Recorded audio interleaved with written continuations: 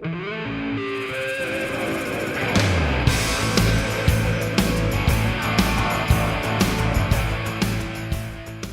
m'appelle Michel Studer, je suis le programmateur de Festiverban, chargé aussi de la communication du festival et de la coordination. Le Festiverban, c'est un festival qui est né au siècle passé, en 1999, fondé par une bande de cinglés qui sont toujours présents, en tout cas dans le public, à chaque édition. Et cette édition-là, on est à la 19e édition consécutive. C'est une édition juste avant la 20e édition. Donc c'est un festival qui est toujours depuis le début avec entrée libre au concert. Et c'est un festival qui allie convivialité, musique et surtout partenariat entre différents médias, différents partenaires financiers, et c'est là que c'est extraordinaire puisque c'est une ambiance toujours extrêmement chaleureuse lors de l'édition de Festiverban. Alors l'an ci, on a mis un DE majuscule parce que on avait toujours des gens qui nous disaient « Ah, le festival à Lancy ». Et puis Lancy, c'est vrai qu'à l'époque, il y avait un festival de country. Et puis on nous disait « Ah oui, je suis déjà allé à Lancy, c'était très bien ». Et puis nous, pour nous démarquer, on a mis un DE majuscule parce que c'est pas Lancy, c'est Lancy.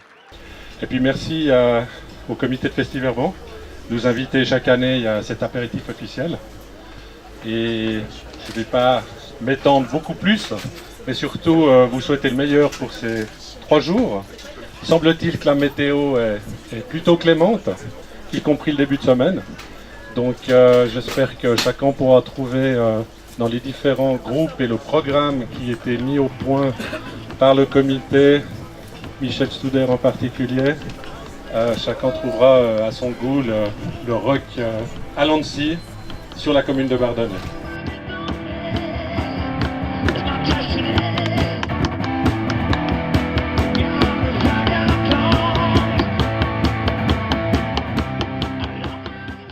Je voudrais remercier la famille Bartassa qui nous prête ce site exceptionnel, et je voudrais aussi excuser Luc qui est repris en ce soir par une réunion à Genève et qui nous fera l'amitié de monter, mais beaucoup plus tard.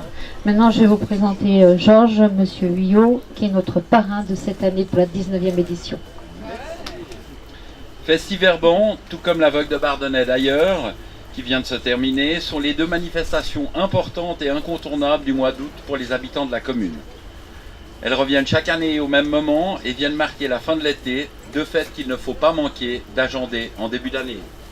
Alors le festival, c'est dans un hangar et sur le terrain d'une famille de Lancy, la famille Bartassa. C'est depuis 1999, donc depuis l'origine.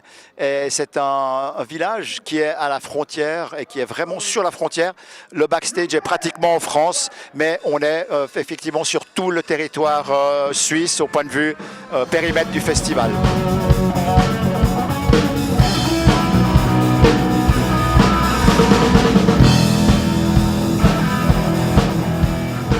Alors cette année, la programmation, elle avait été relativement simple parce qu'on a eu des hommages et des dates anniversaires, c'est-à-dire c'était les 40 ans du Beau Lac de Bâle pour le vendredi, c'était la mort du King Elvis Presley pour le dimanche, et puis en fait une jam session around Chuck Berry puisque Chuck Berry a disparu cette année. Donc c'était les 3 têtes d'affiche un tout petit peu qu'on devait prendre en considération. Puis ensuite j'ai brodé. Alors il y a eu de la programmation de groupes Genevois, il y a Sonic Crash, il y a des groupes aussi de France voisine, et surtout la guest star du festival, le guitariste irlandais Johnny Gallagher et son groupe de Buxty Band qui en fait sont absolument extraordinaires sur scène, et c'est extrêmement difficile de les faire descendre de scène quand ils y sont.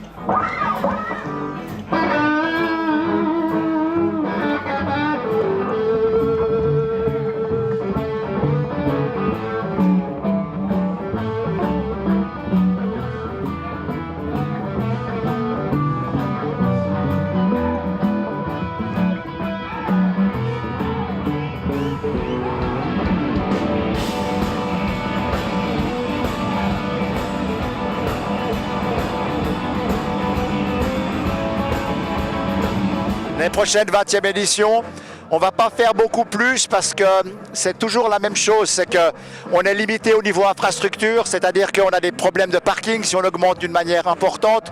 On a déjà fait un record dans cette édition, c'est-à-dire qu'on est à quasiment 2800 personnes le vendredi, 2700 le samedi. Donc on atteint gentiment la capacité optimale pour notre festival. Donc ça va être difficile de programmer un groupe qui ramènerait 5 ou 7 000 personnes. On n'aurait simplement pas du tout la possibilité de gérer une telle affluence. Mais on aura quand même des surprises parce qu'on a quelques idées et je pense que ça va être aussi naturellement une superbe édition en 2018, l'année de la 20e édition consécutive de Festiverban.